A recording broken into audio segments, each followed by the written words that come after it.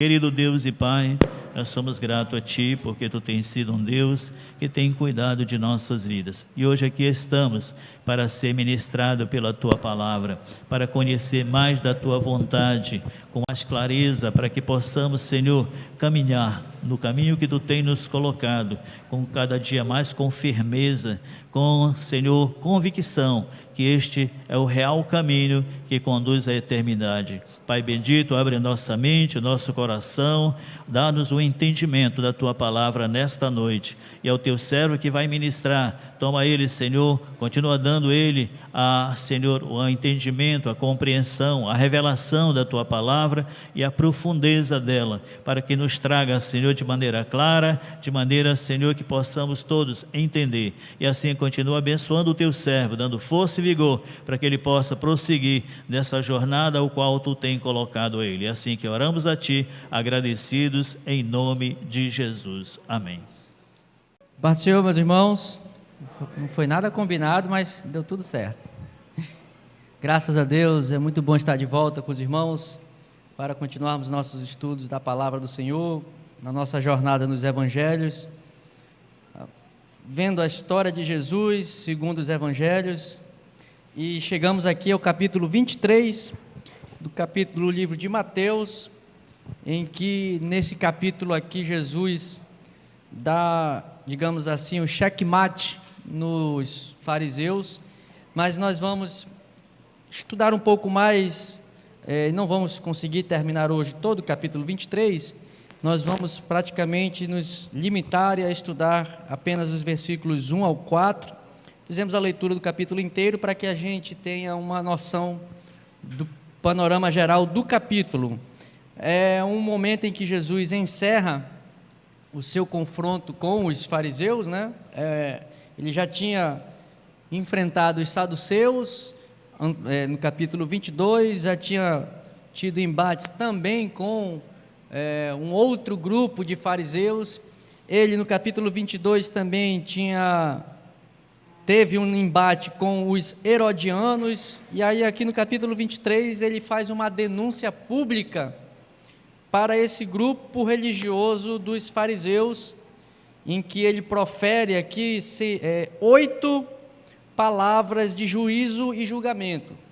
Essa cantiga, digamos assim, essa ladainha que Jesus usa aqui: ai de vós, escribas e fariseus hipócritas. Ele lança sobre os fariseus, aqui nesse capítulo 23, 8 juízos, são 8 ais que Jesus lança sobre os fariseus. E apesar de Jesus falar nesse capítulo 23 com bastante firmeza e dureza, e fazer uma denúncia muito firme contra os fariseus, ainda assim é uma mensagem que termina o capítulo 23, Jesus tendo uma certa compaixão, quando ele diz no verso 37, Jerusalém, Jerusalém, que mata os teus profetas e apedreja os que te são enviados. Quantas vezes eu quis ajuntar teus filhos, como a galinha junta seus filhotes debaixo das asas, porém não quiseste. Aqui Jesus faz um lamento, no final do capítulo 23, ao mesmo tempo que é um lamento, uma tristeza, é uma expressão de que Deus está sempre tentando ajuntar os seus filhos, mesmo que os seus filhos o rejeitem, como foi o caso dos fariseus. Mas ainda assim, e Jesus nesse capítulo 23, declara e profere juízos muito fortes contra os fariseus, mas no final ele ainda lança uma palavra de misericórdia. Eu ainda assim gostaria de ajuntar vocês, assim como uma galinha faz com seus pintinhos. Então, nós vamos ver nesse capítulo 23, esse juízo, um lamento de Jesus que encerra o capítulo, e nós precisamos também compreender algumas coisas um pouco mais nessa noite. Eu gostaria de me deter um pouco mais nos primeiros versículos do capítulo, para que a gente tenha uma melhor compreensão dessa questão dos fariseus. Afinal de contas, se você leu com bastante atenção, você vai ver que Jesus diz aqui no versículo 3, fazei e guardai tudo o que eles vos disserem. Aí a gente pode parar para pensar, mas como assim fazer o que eles estão dizendo? Como assim Jesus está abrindo o capítulo 23, que ele vai lançar uma série de juízos sobre eles, mas ainda assim Jesus diz, olha, mesmo quanto a esses fariseus, ainda assim fazei tudo o que eles vos disser. Então nós precisamos, nessa noite, eu gostaria de trazer um breve relato aos irmãos, e a gente conhecer um pouco mais. Será que todo fariseu era ruim? Nós vamos ter nos relatos bíblicos, será que os fariseus eram, de um modo geral, foi prejudicial sob um determinado aspecto? Sim, porque rejeitaram a Jesus. Mas nós vamos nessa noite compreender um pouco melhor, porque na final de contas, um cidadão chamado Nicodemos era fariseu. E foi para esse homem que Jesus falou, necessário vos é nascer da água e do Espírito. Foi a partir de um contato de Nicodemos, fariseu, com Jesus, que nós podemos ter esse ensino hoje. Afinal de contas, José de Arimateia, que foi quem entregou o túmulo para que Jesus fosse enterrado, digamos assim, não é enterrado, né, porque na época era na caverna, né? Mas para onde o corpo de Jesus foi levado, José de Arimateia também era fariseu. Nós vamos ver que mais na frente, Paulo diz a respeito de si mesmo, eu sou fariseu de fariseu. Ou seja, Paulo cresceu no meio deste convívio dentre os fariseus. E essa frase de Jesus, quando ele diz, escutai o que eles dizem, fazei e guardai tudo o que eles dizem, nós não podemos passar por essa frase, por isso que Jesus está declarando, a se passar por cima, sem tentar compreender o que Jesus está querendo dizer com isso. Afinal de contas, a imagem cristã e a imagem que nós temos, de um modo geral, desse grupo chamado fariseu, é uma imagem ruim. É ou não é, pastor Mário? A gente falou de fariseu, já se associa logo, é bicho que não presta, é bicho ruim. E de um modo geral, como em todo grupo social, como em todo grupo religioso, existem os bons e existem os maus. Mas eu quero nesta noite nos despertar o olhar para que a gente possa compreender que dentre as coisas ruins, Deus faz as coisas boas surgirem. É o que Paulo diz, todas as coisas cooperam para o bem dos que amam ao Senhor. Portanto, até no meio de fariseus hipócritas, como Jesus condena aqui, nós podemos extrair coisas, e a igreja pôde extrair coisas para fundamentar. E é nisso que eu quero falar para os irmãos, porque nós precisamos compreender essa declaração de Jesus, e eu gostaria de rapidamente posicionar para os irmãos, que a gente tivesse uma compreensão um pouco maior desse que eu chamo de um movimento, na verdade, é um movimento farisaico, como que ele se inicia, como que isso chegou até o tempo de Jesus, como que funcionava este ensino, por que Jesus diz que deve-se guardar o ensino que eles fazem. O que Jesus está combatendo dos fariseus, o problema deles não era o ensino que era errado. O problema que Jesus combate, o que Jesus condena ao longo do capítulo 23, não era o ensino, mas era a prática deles, ou melhor dizendo, era a prática que era contrária ao ensino que eles davam. O ensino era bom, em resumo, mas a prática não condizia com os ensinos. Então, primeira coisa que nós precisamos entender, se Jesus está dizendo, e neste capítulo 23, os destinatários desta palavra de Jesus são os discípulos e a multidão que seguia Jesus, é o versículo 1. Então Jesus falou às multidões e aos seus discípulos, os escribas e fariseus se assentam na cadeira de Moisés, portanto fazei e guardai o que eles dizem. Jesus abre esse capítulo dizendo isso.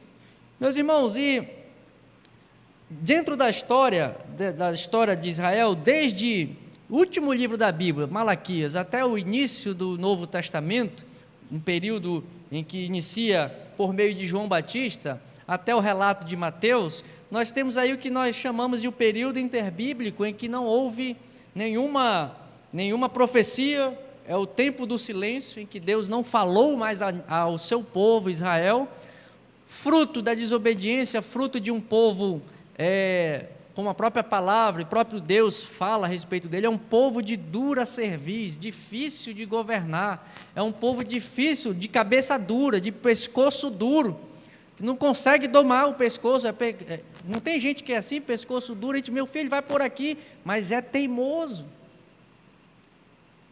Adolescente principalmente, está chegando na fase da adolescência, já se acha, os pais não sabem mais de nada, já acha que é dono do seu próprio nariz, não, agora eu já sei me governar. Assim era Israel passou muito tempo assim com a cabeça dura, o pescoço duro, difícil de ser guiado por Deus, é nesse sentido que Deus fala. E nesse período interbíblico houve muitas coisas, muitas guerras, não sei se já está pronto aí, está conseguindo botar aí? Eu botei aqui apenas para ter um histórico, não sei se vai dar para ver. Já até ampliaram, né? Fizeram um negócio melhor aí. É bom que tem uma equipe técnica boa. Tá ampliado? Está num slide? Como é que está aí? Entendi. Aí não vai. Entendi. Então. Vamos tentar falar aqui. Aqui, meus irmãos, é o período até chegar Jesus. Vai lá para o primeiro slide. Eu não vi esse slide como é que estava, mas esse período, quando termina Malaquias, o profeta Malaquias, dá em torno de 400 anos de período interbíblico, até começar o Novo Testamento com a mensagem de João Batista.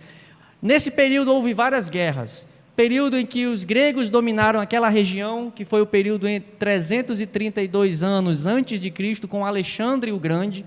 Então é o período em que ele conquista toda aquela região, o Império Persa, ele entra nas terras de Israel. Depois, quando ele morre, Alexandre o Grande, o império é dividido entre os generais de Alexandre o Grande, e aí vem o período do ano 320 até o ano 198 antes de Jesus, com o período em que os ptolomaicos, os egípcios, passam a dominar essa terra, essa região. A Judéia é governada por esses egípcios. Passa para o próximo aí. Depois, no ano 198, a Judéia é governada pelos Seleucidas, é um outro grupo que passa a dominar, e aí no ano 175, o Etíoco Epifanes assume o domínio dessa região. Depois veio o período Sírio-Seleucida, a partir do ano 175, em que a cultura em Jerusalém passa a ser muito grega, a cultura grega passa a dominar, os líderes começam a surgir novos sacerdotes, sumos sacerdotes assumem, passa para o próximo. Aí a profanação do templo no ano 167 a.C., é o que inclusive Jesus relata aqui, nesse capítulo 23 aqui, vocês mataram Zacarias entre o pórtico e o altar, mais ou menos nesse período. Passa para a próxima, eu quero chegar mais adiante, acho que está repetindo, né? Porque seguinte, né? Então vou pular para cá para frente, e depois entra aqui o período da independência dos judeus de todo esse império, ano 143 até o ano 63 a.C., em que a Judéia é governada pelos asmoneus e passam a colonizar a Galileia. É aqui que eu queria chegar, os asmoneus. A partir daí, Israel passa a dominar de novo o seu território, com o domínio asmoneu. E esse domínio asmoneu, o que eles fizeram? Eles, envolvidos aí na revolução e na revolta de Macabeus, que logo em seguida sucedem a domínio asmoneu, que inclusive tem um livro da Bíblia Católica, tem esse livro, primeiro Macabeu, segundo Macabeu, que conta essa história, a revolução dos Macabeus, mas é a partir do período do domínio e do governo dos asmoneus, que é sucedido pelos Macabeus, o povo de Israel volta a ocupar e dominar a terra, aquele local, volta a ter domínio, até que depois desse povo vem então o Império Romano, e aí é o império que passa a dominar aquela região nesse momento em que Jesus está aqui no seu ministério. Mas eu estou falando isso tudo para chegar nesse ponto do Império Asmoneu. É a partir daí que começam a surgir os movimentos dos saduceus, um grupo religioso dos saduceus, e o movimento dos fariseus começa a surgir nesse período, dentro da religião do judaísmo. E os saduceus eram os sacerdotes responsáveis por conduzir o culto na igreja, o culto no templo. No entanto, esses saduceus, e nós precisamos distinguir, separar saduceu de fariseu, os dois foram criticados por Jesus, mas eles tinham distinção na sua forma de conduzir. O que era comum entre saduceu e fariseu é que ambos eram hipócritas. Isso é o que era em comum. E os saduceus, eles assumiram a função sacerdotal por meio da compra de título de sacerdotes. Não necessariamente todo saduceu era da linhagem levítica, e como nós sabemos, só podia ser sacerdote se fosse nascido da tribo de Levi, e só assim poderia oficiar como um sacerdote no templo. Só que os saduceus, nessa época do período asmoneu, e continuou no período dos macabeus, os saduceus, muitos que tinham condições financeiras, compraram o título de sacerdotes para oficiar no templo. É por isso que Jesus, quando entra no templo, no capítulo 21, ele sai batendo nos cambistas e diz: vocês estão fazendo da casa do meu Senhor um covil de ladrões. É porque ali estava presente um grupo, entre aspas, de sacerdotes que não eram sacerdotes legítimos, nem todos eram. Tinham as suas exceções, como é o caso de Zacarias, que é o pai de João Batista. Lá em Lucas nós vamos ver isso, Lucas capítulo 1, verso 5, diz que Zacarias era sacerdote da tribo de Levi, ele era descendente de Arão, da tribo de Levi. Então, existia no meio dos saduceus sacerdotes ilegítimos. Ao mesmo tempo, tinham sacerdotes que eram legítimos, que vinham da linhagem de Levi. Os fariseus, melhor dizendo, se levantaram contra isso, e foi um movimento no meio do judaísmo para tentar combater isso, essa ilegitimidade dos saduceus no ofício sacerdotal. Os fariseus, inclusive, enxergavam e entendiam, olhando para esse movimento, para esses sacerdotes ilegítimos, eles entenderam e começaram a desenvolver uma teologia para o povo simples de Israel, dizendo assim: olha, na verdade, todo israelita precisa ser um sacerdote. Vocês não podem ser sacerdotes, não podem esperar apenas uma santidade vinda do sacerdote que está oficiando e está adorando lá no templo. Vocês, povo comum, camponês, você que está aí na sua plantação, você também tem que ser e observar as mesmas lógicas de santidade que um sacerdote que está no templo observa. Os fariseus então começaram a fazer esse tipo de ensino e trazer esse tipo de ensino para que todo o povo mais simples, desenvolvesse uma santidade não apenas limitada ao templo, porque na visão israelita, na visão deles, eles tinham que ter plena santidade no templo. Se quando voltasse para o campo, vamos viver tranquilo aqui, porque eu tenho que estar santo no templo, quando eu for oferecer meu sacrifício. Será que isso acontece nas igrejas? Quando está no culto, é santinho, o irmão é limpinho, a irmã é zero bala, mas quando vai para o campo, quando vai lá para o lugar, aí não, lá eu não preciso guardar a aparência de santidade. O movimento dos fariseus começou a ter esse tipo a levar para o povo mais simples de Israel, dizer para eles: olha, vocês também têm que ter responsabilidade de buscar santidade. E eles desenvolveram isso e começaram a fazer um programa digamos assim, uma teologia, melhor dizendo, para ensinar ao povo de Israel mais simples que eles, lá no campo, lá onde eles estiverem, eles precisam ser sacerdotes. E isso tudo com base no que diz em Êxodo 19:6, porque nós somos uma nação de sacerdotes. Isso é uma teologia farisaica. E você se lembra o que Paulo fala? O que Paulo ensina? Aliás, Pedro ensina, dizendo: nós somos geração eleita, povo escolhido, adquirido pelo Senhor, nação santa, sacerdócio real. Veja que esse ensino, os fariseus já ensinavam isso, antes de Jesus vir, passavam essa teologia para o povo. Veja que Pedro aproveita a mesma lógica e diz para a igreja e para nós, que nós também precisamos buscar a mesma santidade que um sacerdote que está dentro do templo também precisa buscar. Os fariseus começam a preparar esse tipo de teologia. Os fariseus começam e desenvolvem a teologia. Primeiro, eles, diferente dos saduceus, os fariseus criam no Antigo Testamento como um todo. Os saduceus só acreditavam no Pentateuco. Os profetas, os salmos, nada daquilo era considerado palavra de Deus para os saduceus. Apenas os 5 livros de Moisés. Já os fariseus criam em tudo. Os fariseus criam na ressurreição, os saduceus não criam. Os fariseus criam em anjos, criam que existiam espíritos, demônios. Os saduceus não acreditavam nisso.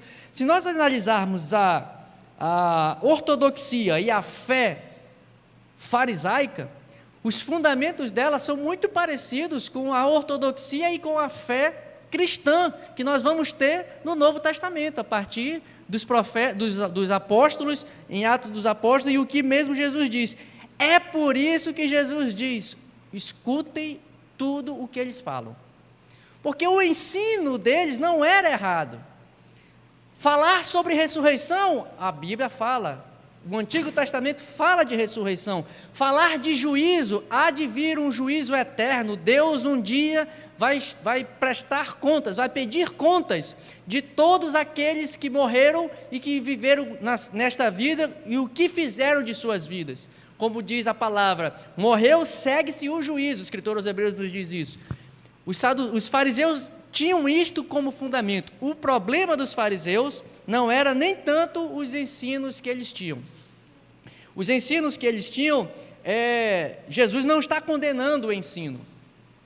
Nós vamos ver mais um pouco adiante aqui, nesse mesmo trecho que nós estamos falando, apenas uma questão que Jesus traz a respeito do ensino, quando ele diz: atam fardos pesados. Nós vamos entender o que Jesus está dizendo aqui. Veja só, então, os fariseus, o seu ensino, a sua teologia, era uma teologia correta, procurava levar ao povo mais simples, que o povo mais simples observasse princípios de santidade em qualquer lugar, não apenas no templo. Todos os lugares nós precisamos guardar a santidade. Nós vamos ver isso repetido no Novo Testamento constantemente. Nós precisamos então entender que eles iniciaram esse movimento. Inclusive, eles entendiam que era necessário que cada povo, cada indivíduo da nação de Israel buscasse viver uma vida assim como o sacerdote precisa viver a vida em santidade. Isso, na verdade, eles inclusive entendiam que se nós somos, isso é o ensino dos fariseus, se nós somos sacerdotes, e onde nós estivermos precisamos viver em santidade, então nós precisamos ter uma vida completa em todos os momentos, como se nós estivéssemos vivendo no templo. E esta compreensão fazia com que cada lugar que eles sentavam, eles entendiam como se fosse a mesa do sacrifício igual ao templo. E aí Paulo, que era fariseu, aceitou a Cristo, mas veio dessa escola farisaica. E aqui, meus irmãos, eu acabei passando só uma parte aqui, que era o que eu gostaria de abrir, para que ninguém entenda. Eu não estou querendo absolver os fariseus. Quero que você entenda isso. Eu não estou querendo dizer e santificá-los e dizer que agora não, coitadinhos, eles não são ruins não, eles são bonzinhos. Não estou querendo dizer isso. Eu estou querendo apenas reposicionar e abrir a nossa visão para que a gente compreenda melhor isso e por que Jesus está dizendo que nós temos que, aqui os discípulos, Jesus disse para os discípulos: escutai o que eles falam, fazei o que eles falam para fazer. Então nós precisamos apenas compreender por que Jesus disse isso. Se eles fossem de todos ruins, Jesus tinha falado, não ouçam o que eles dizem, não façam o que eles fazem. Então, é por isso que eu estou tentando trazer essa concepção, para que a gente possa reposicionar a nossa compreensão. E Paulo, inclusive, diz, quando eles entendem, os fariseus entendem que todo judeu, todo israelita, é como se fosse uma extensão do templo, eles ensinam que todo israelita tem que viver como um sacerdote, ou seja, todo momento é como se você estivesse dentro do templo do Senhor. Paulo, no Novo Testamento, 1 Coríntios capítulo 3, vem dizer que não sabeis vós que vocês são templos do Espírito Santo? Veja que o ensino do Novo Testamento tem muita similaridade com a teologia dos fariseus. Então, meus irmãos, aqui para nós fecharmos este reposicionamento de compreensão dos fariseus, olha aqui um típico ensino dos fariseus, de um judeu fariseu. Eu transcrevi aqui no estudo, os irmãos podem pegar a referência com mais calma. Tudo isso que eu estou falando está nesse livro de um autor chamado Oscar Scarsaune. Você pode pesquisar na internet, se tiver curiosidade. Eu não estou falando nada da minha cabeça, eu estou colocando a referência para vocês aqui, de homens estudiosos. Um livro chamado A Sombra do Templo, que analisou e estudou as influências judaicas no cristianismo. Tudo isso que eu estou falando está neste livro, e ele transcreve aqui um ensino fariseu de um rabino chamado Yohanan Ben Zakkai, depois do ano 70, quando o templo é destruído, e o culto de Israel era firmado no templo. Se não tivesse templo, não tinha culto. E agora, no ano 70, quando o imperador Tito destrói o templo de Israel, como é que Israel vai ficar? Como é que Israel vai adorar? Aí este rabino fariseu, respondendo a um discípulo dele, o discípulo chegou em Jerusalém e olhou para o templo: ai de nós, agora o templo foi destruído, como nós vamos expiar os nossos pecados? Não tem mais altar de sacrifício para expiar os nossos pecados, e agora, o que será de nós? Isso é o discípulo desse rabino. Aí esse rabino fariseu vem e diz: meu filho, não te aflijas, nós temos outra expiação tão eficaz quanto esta expiação do templo. Trata-se dos atos de benevolência e caridade, como está escrito: pois desejo misericórdia e não sacrifício. Oséias 6,6. É claro que está errado esse ensinamento dele também. A expiação dos pecados, escritor aos Hebreus corrige isso no Novo Testamento, mas a compreensão farisaica está... Os irmãos se lembram quando Jesus encontra um escriba, e o escriba diz para Jesus: tem que amar a Deus sobre todas as coisas e ao próximo como a ti mesmo? Jesus responde para aquele escriba fariseu e diz: tu não estás longe de entrar no reino dos céus, falta pouco para te entender. Jesus falou isso para um fariseu. Ou seja, essa transcrição que eu trouxe aqui mostra como os fariseus enxergavam que o templo não era a única opção e não era o único lugar para se adorar a Deus. Quando o templo foi destruído, eles compreenderam, entenderam que tinha outra forma de adorar a Deus. Apesar de ele achar que a expiação era feita por caridade, o escritor aos Hebreus diz ao contrário, corrige esse entendimento, e no capítulo 9 ele diz: olha, o sangue de Jesus que foi vertido não num templo apenas humano, mas o sacrifício que Jesus ofereceu foi num templo, lá no templo celestial, num templo eterno de Deus, no altar de Deus eterno, e ele está até hoje, morreu de uma vez por todas para remir os nossos pecados. E o escritor conclui dizendo: porque sem derramamento de sangue não há remissão de pecados. Então faltava pouco para os fariseus reconhecerem e enxergarem que Jesus era quem era, tanto que alguns enxergaram e reconheceram. Então é por isso que Jesus diz que é preciso ouvi-los. E aqui, meus irmãos, além de tudo isso que eu estou falando aos irmãos, é importante nós compreendermos e termos o discernimento, porque nos dias de hoje, nós vivemos dias em que tem pessoas que ensinam coisas certas, mas vivem de modo errado. E a nossa grande dificuldade hoje é enxergar e discernir no mundo que vivemos entre um ensino verdadeiro, um ensino correto e um ensino enganoso. Jesus está dizendo, o ensino deles é certo, o que está errado é a prática. Então, o que eu quero dizer, o que fica para nós nesse primeiro momento aqui? Nem sempre e aí é o que nós precisamos entender o que Paulo diz, examinai todas as coisas e retei o que é bom, retei apenas aquilo que é bom, porque às vezes você olha, é como aquele episódio da burra de Balaão, em que Deus utiliza um animal para exortar e corrigir a um profeta, que era Balaão. Às vezes, Deus usa uma pessoa toda torta. Às vezes, Deus traz um ensino correto por uma pessoa que é hipócrita. Mas o que cabe a nós não é julgar o mensageiro, mas é ter o discernimento e a compreensão para compreender se a mensagem é real. E se a mensagem é verdadeira, e se a mensagem que eu estou ouvindo está de acordo com as Escrituras. Quando Paulo está no Novo Testamento anunciando a palavra do Senhor, ele chega na presença fugiu agora, capítulo 17 de Atos, o nome que estavam conferindo, que sempre conferia o que Paulo falava e conferia as Escrituras, os bereanos, obrigado pastor Jacó. Quando Paulo está ensinando aos bereanos, os bereanos não estavam acreditando cegamente no mensageiro, que era Paulo, mas eles estavam analisando e examinando a mensagem que o mensageiro estava trazendo.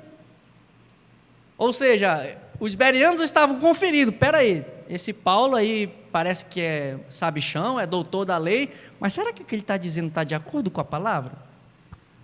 O importante nós compreendermos, e é o que Jesus quer dizer com isso, fazei o que eles ensinam e guardai o que eles ensinam, é que nós temos que ter a responsabilidade e buscar em Deus discernimento para que a gente consiga compreender, extrair leite de pedra, que a gente consiga extrair leite de pedra, mesmo quando é um cidadão todo troncho que está falando, todo errado, hipócrita. Será que tem alguma coisa de bom que eu posso reter nesse ensino? É isso que Jesus quer dizer, essas palavras aqui de Jesus, é por isso que Jesus fala isso, fazei e guardai tudo o que eles fazem, mas Jesus adverte, contudo, não façam o que eles fazem, ou seja, a prática de vida não era compatível com o ensino que até certo ponto era verdadeiro,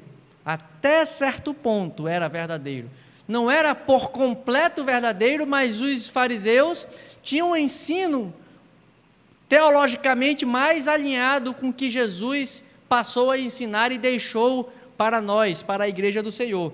Então, essa é o grande ensino, é o que nós precisamos extrair dessa frase de Jesus, fazei o que eles e guardai o que eles vos disserem. Então, meus irmãos, e aqui tem um outro ponto que Jesus traz, quando ele fala que esses fariseus, esses homens que são hipócritas, nem todos, mas é como no movimento protestante, é como no movimento evangélico, tem pastores e pastores, tem apóstolos e apóstolos, tem até patriarca, não tem? Tem até, sei lá, tem alguém mais do que patriarca aí? Alguém que está se intitulando maior que patriarca? O movimento fariseu era isso, meus irmãos. Tinha a teologia, de um modo geral, era correta. Tinha fariseu que, como Nicodemos, como João Batista, como Zé de Arimateia, seguiu e ouviam Jesus, porque tu és mestre em Israel, reconhecemos que tu és mestre em Israel. Jesus assentou-se à mesa de muitos fariseus, Jesus jantava junto e tinha refeições com fariseus, Porque a teologia deles não estava totalmente errada. Os saduceus eram completamente errados. Primeiro que eram ilegítimos, não eram nem todos eram sacerdotes da linhagem de Levi. Mas os fariseus tinham ali as maçãs boas e as maçãs podres. Mas, de um modo geral, eles eram ruins por ser hipócritas, porque ensinavam coisas e não eram capazes de fazer o que eles mesmos diziam. E aí Jesus, versículo 4, Jesus fala: eles atam fardos pesados e difíceis de carregar, e os colocam sobre os ombros dos homens, mas eles mesmos nem com o dedo querem movê-los. Precisamos entender aqui, meus irmãos, Jesus está trazendo essa palavra atam fardos. Precisamos compreender que, no contexto desta época, um fardo, num contexto de um discípulo e um discipulador, significava o ensino que aquele mestre entregava para os seus discípulos. Por isso Jesus diz: vinde a mim, vós que estáis sobrecarregados, eu vos aliviarei. O meu jugo é leve. Ele fala que o fardo dele é leve, o jugo dele não é pesado. O que Jesus está querendo dizer aqui e nesta passagem? O ensino de Jesus não exige do seu discípulo algo que ele mesmo, Jesus, não conseguiu fazer, enquanto ele esteve aqui na condição de homem. Tudo que Jesus ensina a nós, como discípulos dele, para fazermos, ele fez. Tudo que Jesus ensinou, ele mostrou e comprovou na condição de homem contra que ele esteve, que era possível fazer. Então Jesus atou um fardo e entregou um fardo para os seus discípulos, que era um fardo possível de carregar, que era um ensino possível de seguir, era uma doutrina. Jesus deixou um ensino e uma doutrina que era possível a qualquer um de nós seguirmos. Aí você pode dizer: poxa, pastor, é porque o senhor não está na minha pele, está difícil perdoar esse irmão. Mas Jesus ensinou e perdoou quem estava ali matando. Quando ele estava na cruz do Calvário, diante dos seus algozes, ele fala para o Pai: Pai, perdoai-lhes, eles não sabem o que estão fazendo. E você vem dizer que só porque falaram mal de você, você não consegue perdoar? Ninguém enfiou uma lança na tua costela, ninguém cravou um prego na tua mão, ninguém cravou um prego no teu pé. Como o escritor aos Hebreus diz: vocês ainda não sofreram dores de sangue? Se Jesus conseguiu perdoar, então eu também posso perdoar. Esse fardo do perdão, e aí Jesus ensina: Pai nosso que está nos céus, santificado, a gente ora isso com maior alegria, né? Santificado seja o teu nome, venha a nós o teu reino, seja feita a tua vontade, assim na terra como é no céu. O pão nosso de cada dia todo mundo quer, nos dai hoje. Aí quando chega nessa parte, você que está em atrito, em desentendimento com uma pessoa, vai ter dificuldade de fazer essa oração. Perdoa as nossas ofensas, assim como nós perdoamos a quem nos tem ofendido. Ah, dura coisa me pediste, pastor Jacó. Jesus atou esse fardo sobre nós, deixou esse ensino para nós, e ele deu o exemplo de que era possível perdoar. É possível dar o outro lado da face para quem está te agredindo. É possível fazer essas coisas. Estou dando só um exemplo do perdão aqui, que é o mais assim emblemático, porque ele morrendo e concedeu perdão ainda assim, é dureza, né, meu irmão? É dureza, mas é possível. É duro perdoar, mas um coração contrito e quebrantado, custa dor obter, não é o que o Indarpa nos diz? Um coração contrito e quebrantado custa dor, perdoar custa, é dolorido. E esta expressão atar e desatar, meus irmãos, era uma expressão típica da época de Jesus aqui, na época, principalmente no meio judaico, que eles tinham De acordo com Deuteronômio 17, 8 e 13, estabelecia-se entre os juízes, por isso que Jesus fala, os fariseus estão na cadeira de Moisés, porque a cadeira de Moisés representava o lugar de autoridade para interpretar a lei e para aplicar a lei no dia a dia do povo de Israel. Depois você lê Deuteronômio 17, 8 a 13, que lá vai dizer tudo o que aconteceria quando um juiz de Israel determinasse alguma coisa, todos tinham que cumprir, e se não cumprisse ia ser apedrejado. Então é por isso que Jesus diz, olha, não descumpram a lei, eles estão falando que é certo, eles estão assentados na cadeira de Moisés, eles estão ensinando conforme a lei, apenas estão praticando o que não é certo, mas eles estão aí colocando o ensino até certo ponto correto, é aí que eu coloco, até certo ponto correto. Quando Jesus traz essa acusação, dizendo que eles atam fardos pesados, o problema do ensino farisaico era que eles traziam regras e mandamentos que não estavam presentes nas Escrituras. Eles pensavam assim, bom, já que todo israelita é um sacerdote, já que somos uma nação de sacerdotes, e nem todos têm muito conhecimento da lei, então os fariseus começaram a criar regras que não estão na Bíblia, de forma a tentar impedir e a evitar que os homens comuns quebrassem a lei. Uma regra simples, que aqui Jesus combateu muito, foi no sábado, é quando eles estabeleceram uma regra, no dia de sábado não pode, tinha uma regra deles, isso não está na Bíblia, mas isso, estudando, analisando, você lendo, esse livro aqui vai te auxiliar, que eu deixei de referência aqui, se você tiver curiosidade para ver. Eles diziam assim, num dia de sábado uma pessoa não pode andar mais do que 10 quilômetros, acho que é essa a dimensão. Se andar, está quebrando a lei do sábado. Tinha que ficar pertinho da sinagoga, ir para lá e para cá, porque era trabalhar no sábado. Isso não está na Bíblia. Isso não tem um mandamento na Bíblia que diz, você não pode andar tantos quilômetros. Não tem. Mas isso é uma regra que eles inventaram para tentar, digamos assim, proteger e evitar que o povo quebrasse a lei. No Novo Testamento, Jesus começa a tirar essa autoridade dessa interpretação da lei e começa a transferir para os discípulos e posteriormente chega à igreja. Você já ouviu falar aquele texto que diz, tudo que ligardes na terra será ligado no céu?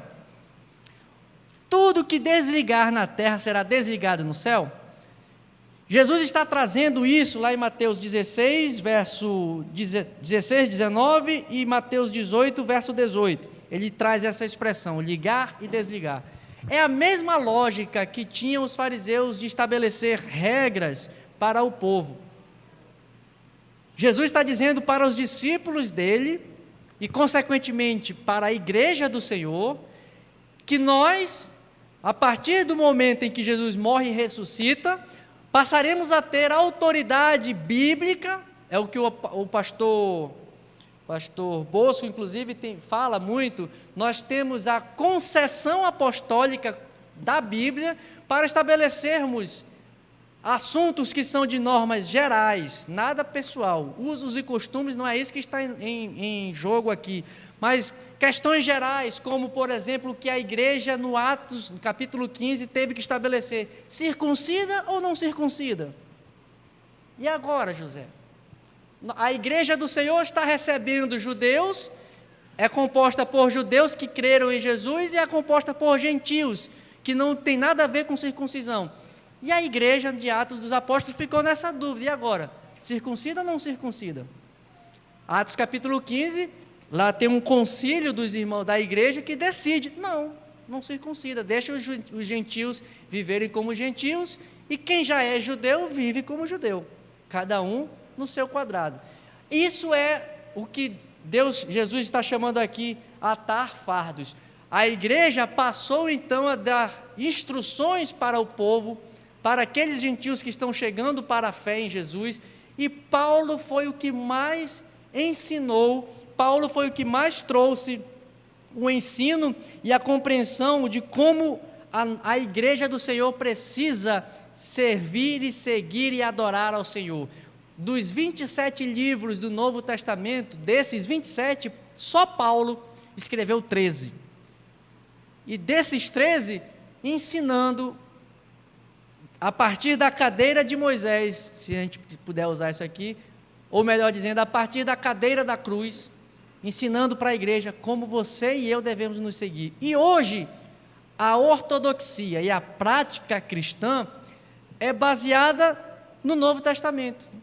O Novo Testamento nos diz, nós, como gentios, como devemos viver a fé que recebemos em Cristo Jesus. E este ensino que nós recebemos dos apóstolos, nada mais é do que Jesus tirando os fariseus, que eram hipócritas, tirou eles dessa posição de autoridade e concedeu aos discípulos, aos apóstolos, posteriormente apóstolos, e concedeu isso à igreja. Mateus capítulo 18, quando Jesus fala, o que ligar na terra será ligado no céu, Jesus está dizendo esta passagem, está falando isso num contexto em que, quando você tiver um desentendimento com uma pessoa, vai até ele e te conserta. Se ele não se consertar, chama um presbítero e tenta resolver entre ali aqueles três. Se não der certo, leva para a igreja. Se diante da igreja a pessoa não se consertar, considera um gentio e publicano, alguém que está fora da comunidade.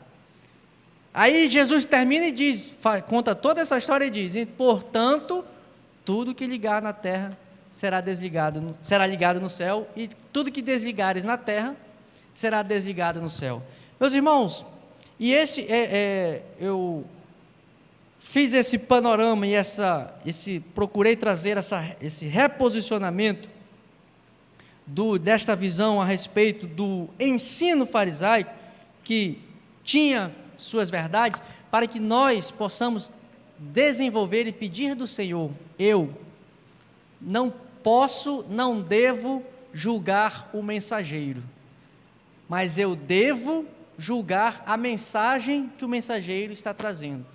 Eu posso olhar para o púlpito de uma igreja, e a responsabilidade é nossa. Por isso que a palavra de Deus está em nossas mãos. A responsabilidade, e muitos crentes que estão assentados no lado de cá do púlpito, vamos ver o que o pastor vai falar hoje. Aí ele fica esperando, o que o pastor vai falar? Gostei, legal a mensagem. Não gostei. Importante não é, poxa, eu não gosto desse pastor, eu prefiro o pastor fulano. Prefiro o pastor Jacó pregando, eu não gosto do pastor Verlan pregando. Não interessa o mensageiro. De tudo isso que eu falei hoje, por que eu expliquei tudo isso? É para mostrar para os irmãos e levar a responsabilidade para você. A responsabilidade da sua vida com Deus é sua. É você que precisa desenvolver a sua vida de fé com o Senhor. É você que precisa seguir o conselho do profeta que diz, conheçamos e prossigamos em conhecer ao Senhor. Essa jornada para entrar no Santo dos Santos não é para você ficar dependendo de um fariseu, ainda que seja um fariseu bom, como Nicodemos, mas essa jornada que o escritor aos Hebreus escreve no capítulo 10, está aberto, este caminho para chegar a Deus está aberto para todos.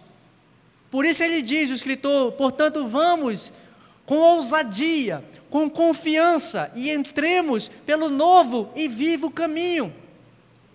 A responsabilidade é nossa de conseguirmos discernir, meus irmãos, e nos dias que estamos vivendo, são os dias de Mateus 24 que nós vamos ver na sequência. São os dias em que existem falsos profetas, em que existem falsos pastores, falsos mestres, falsos doutores, trazendo falsas doutrinas, doutrinas que são agradáveis, ensinos que são convenientes aos ouvidos, aquilo que falamos no domingo na ceia do Senhor, doutrinas que são agradáveis à alma, ensinos que confortam o coração. Mas você e eu estamos conseguindo discernir se aquilo que está sendo ensinado é a verdade de Deus?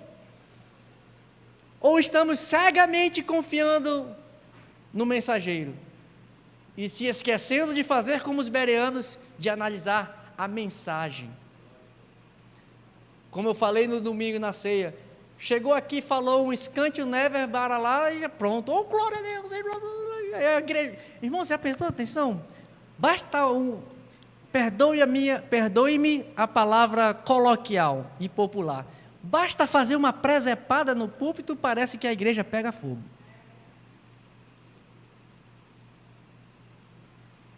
E a mensagem? Jesus conseguiu discernir no meio de hipócritas, e discerniu e disse: olha, discípulos, façam o que eles dizem. Eles estão todos tronchos, todos errados. Eles não fazem nada do que eles dizem, mas ainda assim, o ensino deles tem uma verdade aí, não é de todo errado. Essa é a mensagem que eu gostaria nessa introdução, meus irmãos, para depois nós entrarmos aí efetivamente na denúncia e naquilo que Jesus entrega, julgando. Na verdade são, como eu falei, 8 juízos sobre eles. Ai de vós, fariseus hipócritas. E só para nós terminarmos, a palavra hipócrita no grego significa um ator de teatro. Aí o tema da mensagem que eu coloquei aqui do estudo de hoje é o caminho do Cordeiro e os artistas da fé.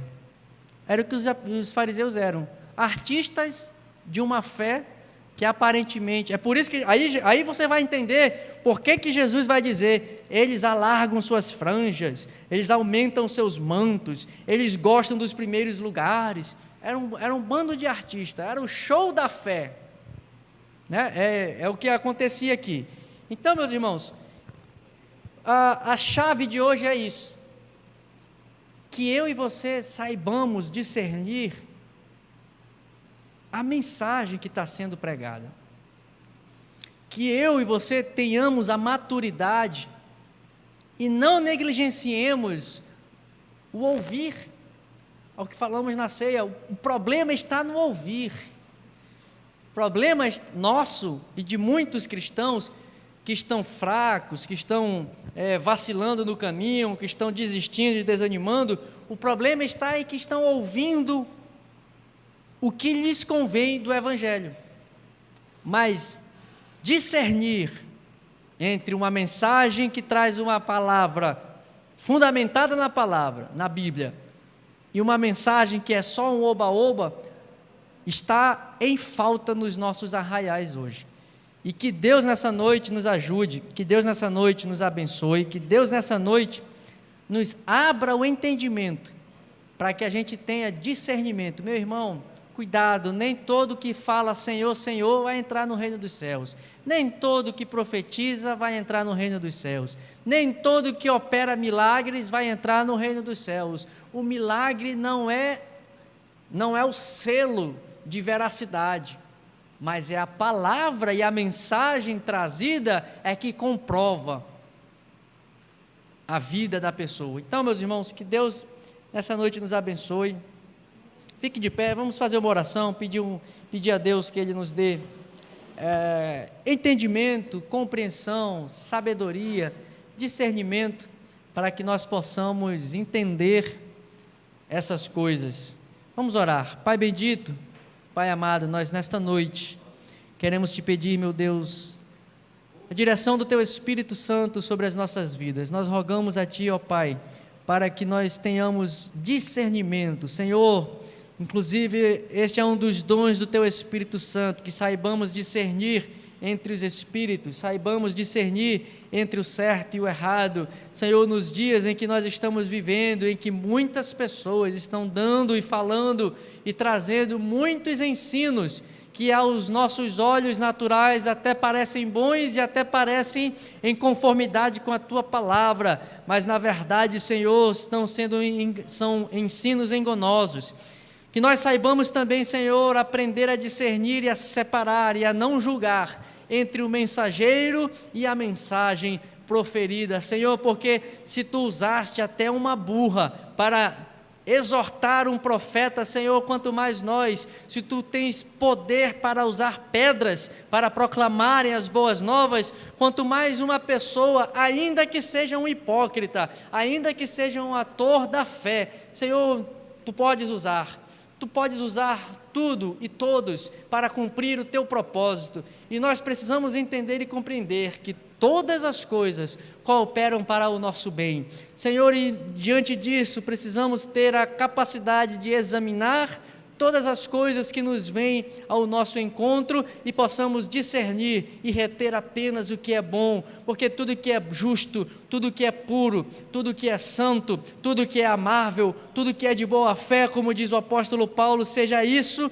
que ocupe o nosso pensamento. Assim, meu Deus, nos ajuda, Pai, a caminharmos numa fé mais madura, numa fé mais firmada em Ti, conhecendo o Senhor dia após dia e prosseguindo em Tua direção, para que nós não venhamos a ser enganados, e livra-nos, Senhor, da hipocrisia, livra-nos, Senhor, de vivermos uma fé fantasiosa, livra-nos, Senhor, de vivermos uma fé que é apenas um espetáculo para aparentar aos homens algo de bom, quando na verdade, como Tu dizestes aqui, são sepulcros caiados. Senhor, nos livra de andarmos assim diante de Ti, porque os olhos do Senhor sondam o interior do nosso ser e do nosso coração. O Senhor discerne todas as coisas e não há nada oculto diante de Ti, não há nada que o Senhor não conheça. Portanto, Pai, que o Teu Espírito Santo nos leve a viver dia após dia em conformidade com a Tua palavra. Assim, Senhor, nós oramos a Ti em nome de Jesus. Amém.